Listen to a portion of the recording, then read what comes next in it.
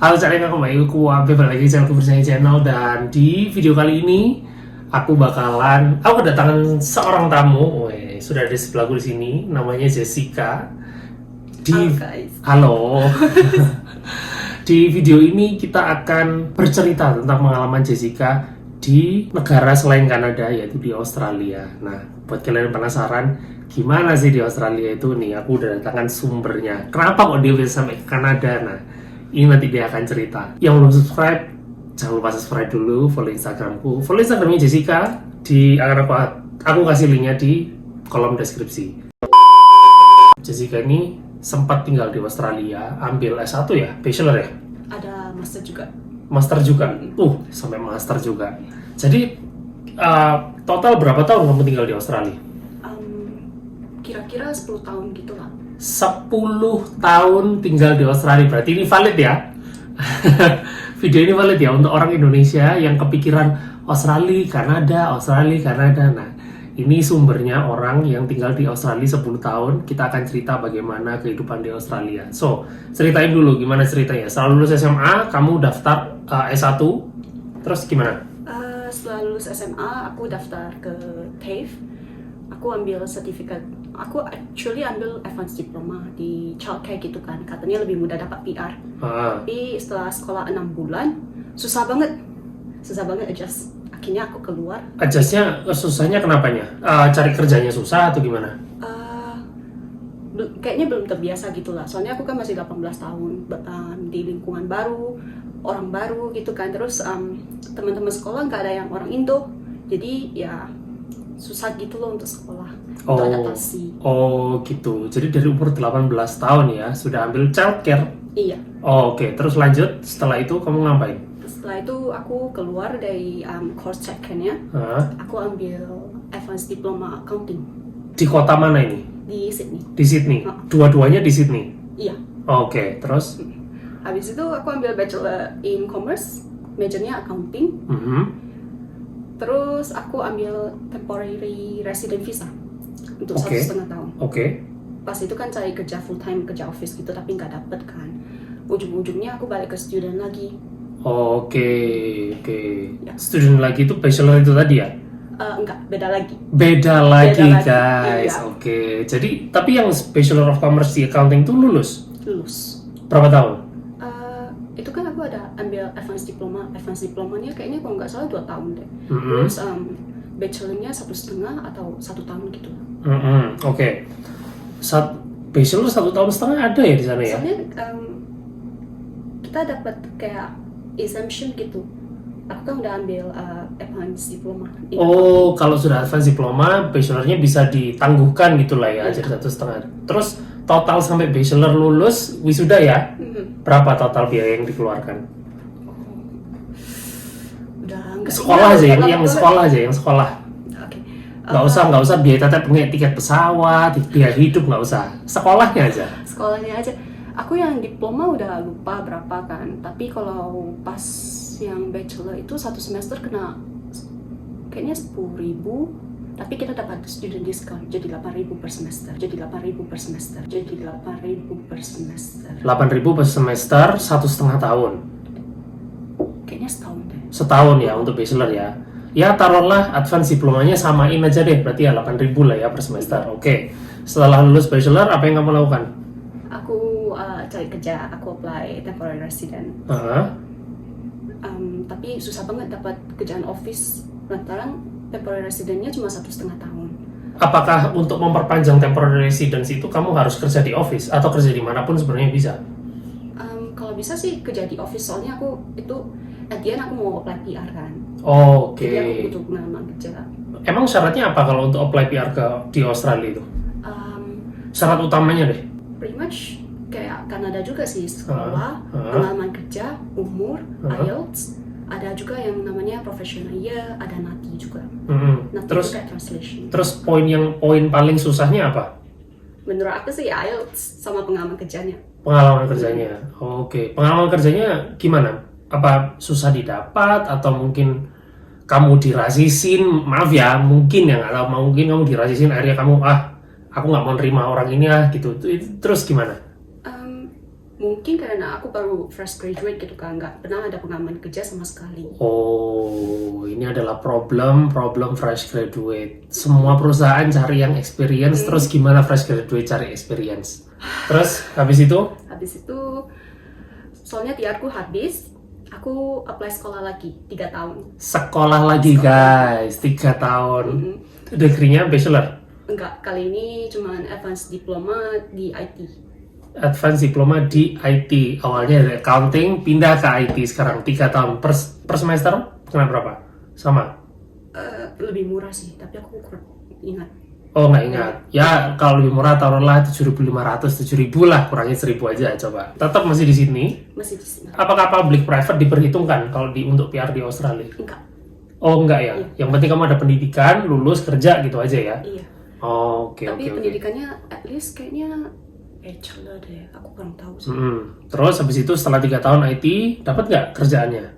Enggak. Nggak dapat. Oke, terus kenapa? Nggak, kira-kira kamu mengamati nggak? Kok aku nggak dapat kerja sih? Itu kenapa? Pertama pas aku apply, kebanyakan mau experience gitu kan. Ujung-ujungnya terlalu banyak apply, udah saking sick of it-nya, apply aja deh. Mereka mau experience, mau nggak experience gitu kan, aku apply aja terus. Ujung-ujungnya aku dapat sih satu kerjaan jadi accountant, tapi pas lagi kerja accountant sama kan juggling gitu sama sekolah. Kenapa nggak keluar aja sekolahnya kan udah dapat kerjaan? Kalau nggak sekolah, nggak ada visa, aku nggak bisa kerja, nggak bisa stay di sana. Loh, tapi kan kalau misalnya kamu kerja accounting, kamu kan bisa tuh pakai surat job offer-nya untuk perpanjang visamu. Itu juga sih masalahnya, soalnya tergantung bosnya mau sponsor kita atau enggak. Dan kita cocok nggak sama bosnya. Oh. Kalau aku sih kurang cocok sih sejujurnya. Oh, nggak cocok sama bosnya, oke. Terus kan, habis advance diploma, aku mau stay lagi di Australia, mau coba lagi untuk PR-nya sambil ujian IELTS kan. Aku sekolah lagi deh. Sekolah lagi, master. Master berapa tahun? Kayaknya 1,5 deh. Aku bener udah lupa. 1,5. Oh, nggak apa-apa. Kalau udah lupa ya, memang udah lupa, udah lama di sana. Maksudnya sudah lama meninggalkan Australia gitu. Iya. Per semesternya masih ingat kena berapa? Master? 8.000. 8.000 guys, 1,5 tahun, yaitu 3 semester, lumayan. Master dalam apa nih, IT atau accounting? International Business. International Business, ganti lagi International Business. Lagi ya. Terus setelah lulus dari master degree, cari kerja gimana? Setelah lulus dari master degree kan itu udah 10 tahun kan. Udah capek, nggak bisa dapat PR. Kalau mau sekolah lagi sih susah banget. Maksudnya kayak aku udah sekolah 10 tahun, aku udah benar-benar nggak mau sekolah lagi gitu. Aku mau stop. Udah coba 10 tahun untuk dapat PR tapi nggak pernah dapat. Ujung-ujungnya kepikir udahlah balik Indo. Balik itu pada tahun berapa itu kira-kira? Kamu ada di titik situ berapa? Di tahun ke berapa? Kayaknya tahun ke-8 atau ke-9 deh. Tahun ke-9 itu berarti tahun berapa itu? 2019 ya? Oke. Terus kamu memutuskan akhirnya untuk balik ke Indonesia. Karena ya sudah menyerah lah ya. Aku udah 10 tahun juga di Australia. Nah, kalau di Australia itu kamu bisa kerja part time nggak kira-kira? Bisa. Kita dapat, kalau misalnya kita lagi sekolah, kita dapat kerja 20 jam per minggu. 20 jam per minggu. Kamu kerja di mana aja waktu itu? Awal-awal ke Australia aku kerja di McDonald's. Terus habis itu aku dapat kerjaan jadi accountant. Habis itu ujung-ujungnya aku keluar dari kerjaan accountant, aku apply jadi dealer di kasino. Macam-macam ya kerjanya. Yang paling lama kerja di mana part time-nya? Di McDonald's. Berapa tahun? Hampir 7. 7 tahun guys kerja di McDonald's, bikin burger, bikin chicken nugget. Tadi kan itu yang terlama ya. Kalau yang paling berkesan di mana? Di kasino. Wih, Kasino. Asik banget. Bandar judi guys. itu ngapain kerjanya yang di dealer kasino itu? Kerjanya santai banget sih. Aku kerjanya kan midnight shift, jadi bayarannya itu lebih ekstra gitu kan. Apalagi untuk kita sendiri kan butuh extra payment gitu. Kita cuma duduk, dealing, kadang-kadang ngobrol sama customer gitu doang. Dapat dikasih tips sama customer? Enggak. Di Australia nggak boleh. Oh nggak boleh? Nggak boleh. Oh sayang banget ya kalau di sini tips malah merajalela. Aduh, jadi kerja di McDonald's 7 tahun. Itu kamu nggak minta naik supervisor atau apa itu nggak? Itu ada bosnya ada kasih sih ditanyain mau nggak jadi manajer, cuma mereka kalau mau manajer mereka harus full time dan aku cuma student jadi nggak bisa. Gaji kerja part time di Australia itu berapa sih biasanya? Per jamnya atau per bulannya itu berapa? Itu tergantung sih dari kerjaan yang kita cari gitu kan. Tapi di McDonald's kalau nggak salah 20-an. Soalnya pas aku kerja di McDonald's kan dari umur 18 sampai 21. Begitu umur 21 itu gaji kita maksimum. Maksimum itu berapa? Kayaknya kalau nggak salah 23 deh.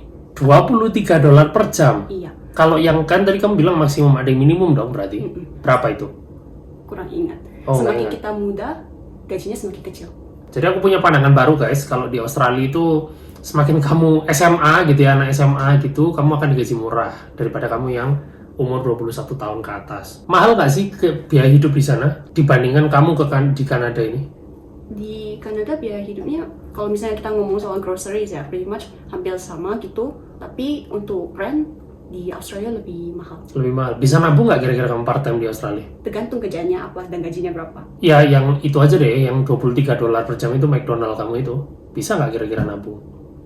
Enggak juga sih. Nggak bisa ya? Jadi duit masuk buat bayar rental, duit masuk buat bayar phone bill, kayak gitu-gitu ya? Oke, dan akhirnya beliau ini balik ke Indonesia selama 2 tahun. Asli mana? Medan. Orang Medan. Terus habis itu 2020 atau 2021 memutuskan untuk pindah ke Kanada. Tahun berapa itu kepikirannya? Pas aku di Aussie sebenarnya udah kepikiran. Udah ada kepikiran untuk pindah ke Kanada. Ada coba apply untuk sekolah di sini, kena reject sekali. Habis itu aku coba lagi second time. Kenapa kok ke reject? Alasan dari immigrationnya itu katanya aku kurang aset atas nama aku sendiri. Soalnya udah lumayan tua kan, udah 30-an. Terus yang satunya lagi katanya mereka nggak sure bahwasannya aku bakal balik ke Indo setelah aku siap sekolah di sini. Itu waktu itu kamu apply kemana? Aku ke Fanshawe. Fanshawe College London? Iya. Oke. Setelah itu di reject, nyoba untuk kedua kalinya di sini, di Cambrian College, dan keterima. Iya gitu. Jadi beliau ini adalah orang Indonesia kesekian yang aku temui di Sudbury. Dia datang guys ke Sudbury bersekolah di Cambrian College, Kanada, karena nggak dapat PR di Australia ya. Jadi tahu sendiri ya, ini bukan dari aku yang ngomong, bukan aku yang ngomong, yang orang yang sudah 10 tahun gonta-ganti sekolah di Australia. Terus apa yang kamu rasakan perbedaan antara Australia dan Kanada? Apakah Kanada lebih murah, karena kalau yang kamu tahu ketika kamu part time di sini, sudah sempat part time belum? Kerja part time belum? Di sini belum. Oh belum. Nah kalau di Ontario itu per jamnya kan lebih rendah dari Australia. Kalau di sini di Ontario itu $15 per jam. Dibandingkan sama Australia, yang kamu kan pasti dapat duit gede di Australia. Di Kanada kamu memutuskan untuk pindah ke sini. Apa rencana jangka panjangmu sebenarnya? Kalau bisa sih aku mau pindah ke Kanada, mau dapat PR Kanada sih. Itu ternyata motivasinya sama ya, cari PR di Australia, nggak dapet, ternyata larinya ke Kanada. Banyak kok orang Indonesia yang kayak gitu sih sebenarnya, cuman agak susah ya menyadarkan orang-orang Indonesia yang masih ngotot cari PR Australia. Akhirnya masuk ke Cambrian College di Sudbury, Ontario, Kanada. Jurusan apa? Supply Chain Management. Supply Chain Management. Nggak ada hubungannya sama accounting, IT yang dulu-dulu nggak ada guys. Terus berapa tahun programnya? 8 bulan. 8 bulan? 8 bulan. Oke. Kalau kamu nanti 8 bulan, kira-kira lulus dapat postgraduate work permit berapa tahun? Pernah tahu nggak? Kalau kita sekolah 8 bulan, kita dapatnya 8 bulan. Oke. Tapi aku rencananya aku ambil program 1+1, di mana aku ambil sekarang kan supply chain management. Jadi aku ambil program yang ada related ke supply chain, kayak contohnya lah organizational management atau program management kan. Jadi totalnya 2 tahun sekolah. Kalau 2 tahun sekolah kita PGWP kita dapatnya 3 tahun. Nah itu sama nggak di Australia kayak gitu? Enggak. Nggak sama? Nggak sama. Di Australia cuma 1,5 tahun. Bukan aku ya yang ngomong ya, bukan aku ya yang sudah 10 tahun di Australia ini. So far, kamu sudah berapa lama tinggal di Kanada? Baru 2 bulan. Baru 2 bulan. Kerasan nggak sama winternya? Di Australia kan nggak ada salju. Enggak. Di tempat-tempat tertentu ada, tapi Oh, di ada? sini enggak. Di sini enggak. Di sini nggak, Maksudnya maksudnya? di Sydney. Oh, di Sydney nggak ada? Iya. Kira-kira kamu kerasan nggak ada banyak salju di luar ini? Banyak banget guys, banyak banget, dingin banget. Tapi enak. Enak ya? Hah. Ya, demi masa depan guys. Karena beliau pengen cari PR, di mana di Australia nggak bisa PR. Susah ya. Terus kamu kira-kira kalau kamu ketemu orang Indonesia yang masih bingung, tanya sama kamu, "Hey Jessica, aku bingung nih, pilih Australia atau Kanada." Saranmu apa ke mereka? Tergantung sih. Tergantung mereka maunya gimana gitu. Kalau misalnya mau simpan duit, ya ke Australia. Hah? Gajinya lebih gede, bisa simpan duit. Tapi kalau misalnya mau kedepannya mau apply PR di Kanada lebih mudah sih. Nah, itu dia. Jadi kalau misalnya kalian pengen cuman kerja tok, Ray aku pengen kerja, Jessica aku pengen kerja doang, ya udah ke Australia aja. Gajinya lebih tinggi, $23 per jam. Kamu simpan uang sebanyak mungkin, nanti pulang kamu bangun desamu, kotamu, atau keluargamu. Lebih gampang. Tapi kalau kamu butuh yang long run untuk masa depanmu, masa depan anak-anakmu, ya beliau sendiri yang sudah menjelaskan bahwa di Australia nggak bisa PR. Itu kenapa kok dia memutuskan pindah ke Kanada gitu. Apa yang akhirnya kamu turning pointmu, oh ya udah deh Kanada aja, coba lagi setelah 10 tahun. Kalau aku sudah 10 tahun seperti dirimu, aku pulang for good, udah nyerah udah. Kenapa kok kamu masih tetap di usiamu yang sekarang tetap mencoba lagi? Aku nggak pengen stay di Indonesia. Oke, nggak apa-apa, kita hargai pendapatnya. Terus kayak aku udah coba di Australia nggak bisa dapat, udahlah coba negara lain aja deh. Kenapa kok kamu sudah tidak mau tinggal di Indonesia? Pengennya kayaknya di luar negeri itu kita ada lebih banyak opportunities gitu untuk berkembang. Betul. Orang-orang di luar negeri menurut aku lebih open minded ya. Oke, make sense.